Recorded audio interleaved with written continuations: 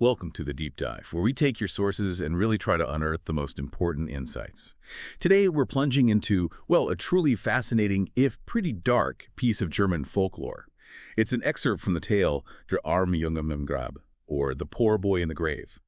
Our mission here is to understand how this seemingly simple story can act as this really profound lens into human nature, desperation, and, the unexpected consequences of both cruelty and just profound innocence. Get ready for a story that really twists and turns, leading to a, frankly, shocking conclusion. Yeah, what's really captivating about this source, I think, is its just unvarnished portrayal of hardship and the striking, almost literal ways a child tries to navigate an unbearable world. We're going to sort of unpack the boy's journey through a whole series of misfortunes and his tragically literal interpretations of life, language, and ultimately death. Okay, let's dive right in then. The story, it immediately introduces us to an orphan shepherd boy. After losing both parents, he's placed by the authorities with a rich couple. But this isn't, a happy home. The text describes the man and his wife as having evil hearts, being greedy and malicious, and they resent anyone taking even a bite of their bread.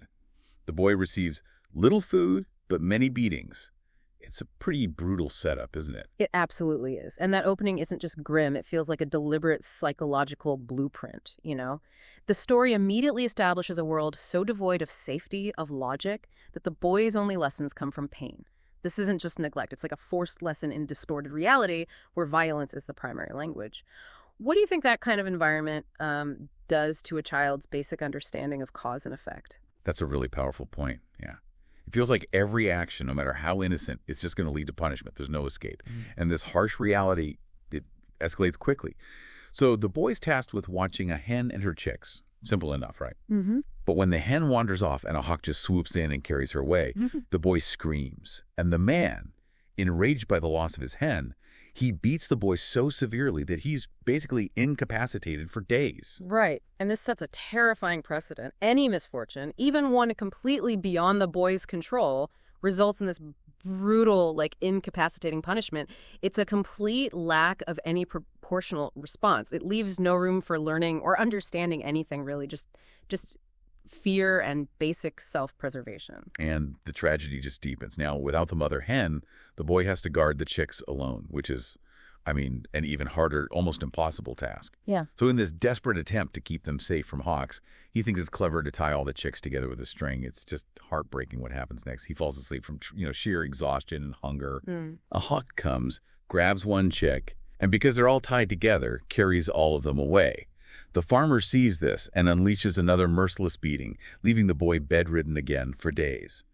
This moment, for me, it really highlights his utter desperation. It really does. From a psychological standpoint, what we're seeing here is a child's desperate, though tragically flawed, attempt at problem solving. But within this impossible framework he's been given, he tried to apply a solution, to prevent loss, but his understanding of the world is so limited by his experience of punishment, not logic, that it just backfires spectacularly. It's almost a classic example of tragic irony, isn't it? Where his well-intentioned action leads to the exact opposite outcome and just further entrenches his, learned helplessness. So after the chick disaster, the farmer decides the boy's too stupid for hurting, his words, and makes him a messenger instead. He's sent to the judge with a basket of grapes and a letter on the way, tortured by hunger and thirst, which is a recurring theme. Right. He eats 2 grapes, just 2. When the judge reads the letter and counts the grapes, the boy, with his surprising honesty, confesses. The judge writes back, demanding double the grapes. That honesty there, despite his obvious fear of what's coming, it's such a poignant detail. It reveals a boy who, despite all the abuse, hasn't really learned deception yet. He only knows basic need and simple truth. It's like this fleeting glimpse of pure, untainted innocence in a really cruel world. So the boy is sent off again, second basket, second letter. Again, hunger and thirst just overwhelm him, and he eats 2 more grapes. But this time, he thinks he's outsmarted the letter. Get this. He takes it out of the basket, puts it under a stone, and sits on it. He believes the letter could not see and betray him. But of course, the judge still knows. Never. When the judge questions him, the boy asks, "How did you find out?" The letter couldn't have known, for I'd put it under a stone before. And this is where the story takes a slightly surprising turn. The judge, according to the source, had to laugh at his simplicity. He then writes a letter back to the farmer, urging him to treat the boy better, give him food and drink, and teach him what is right and wrong. What do you make of that? The judge's reaction, it's so different. That laughter, yeah, brief as it is, it really stands out in this brutal narrative, doesn't it? It's a crucial, though fleeting, deviation from the boy's constant suffering. It highlights his profound literal-mindedness, absolutely, but also his inherent innocence that's somehow still intact. It's one of the only times an adult reacts with something other than just rage, offering this little glimmer of hope. But if we connect this to the broader story, that hope is, well, tragically short-lived. Oh, it is. The farmer's response to the judge's advice is just chilling. He reads the letter and says, "I'll show you the difference."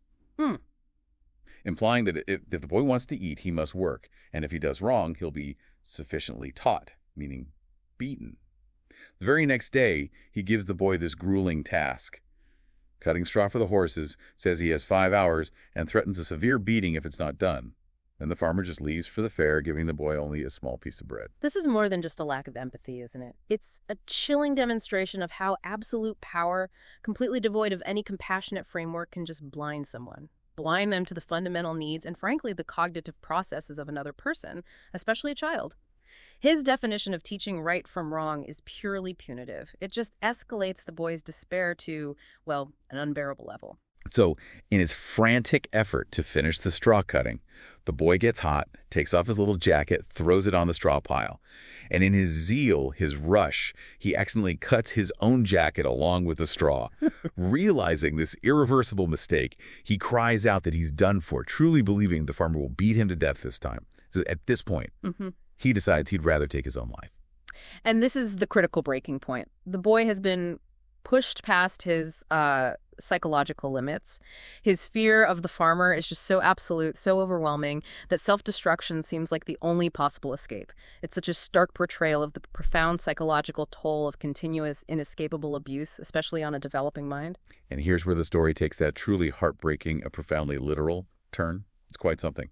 The boy remembers the farmer's wife saying she had a pot of poison under her bed, which, turns out, she only said to deter people from snacking it. It was actually honey. He crawls under the bed, eats all the poison, and to his surprise, finds it sweet and actually feels stronger. He even thinks, and this is just so poignant, no wonder the farmer's wife wishes for death so often. Wow. Yeah, that scene just masterfully illustrates the boy's extreme literal-mindedness, doesn't it? And his desperate search for any solution to his suffering, however misguided. His understanding of poison and death is completely warped by his limited experience and, well, profound lack of knowledge. He interprets feeling better as a sign that death must be sweet, based on mishearing or misremembering that comment from the farmer's wife. It's a terrifying example of cognitive distortion born directly from neglect. Exactly. So still alive, he then remembered the farmer saying there was a bottle of fly poison in his wardrobe, which again wasn't poison at all, it was actually Hungarian wine. He drinks that too, finding this death also sweet. But as the wine begins to affect his brain, he truly believes his end is near. He stumbled out to the churchyard, finds a freshly opened grave, lies down in it. And as his senses fade, he hears music from a wedding nearby, and he thinks it's paradise. He never wakes up. The heat from the wine and the cold night dew, they take his life. The sheer tragedy of it is almost unbearable. It really is. His death is just such a direct consequence of his profoundly literal interpretations and his vast ignorance, combined, of course, with the severe neglect and abuse he suffered his entire young life. He dies from the very things he thought would be his escape, his final moments just shrouded in this child's mistaken, desperate vision of paradise. It speaks volumes, really, about the vulnerability of those who are denied fundamental care and understanding. So what happens to the cruel farmer and his wife? Does the story just end there? No. The story doesn't leave them unpunished. When the farmer hears of the boy's death, he is terrified. He fears he'll be brought to justice. His fear is apparently so great he faints. His wife, who's cooking with lard at the time, rushes over to help him.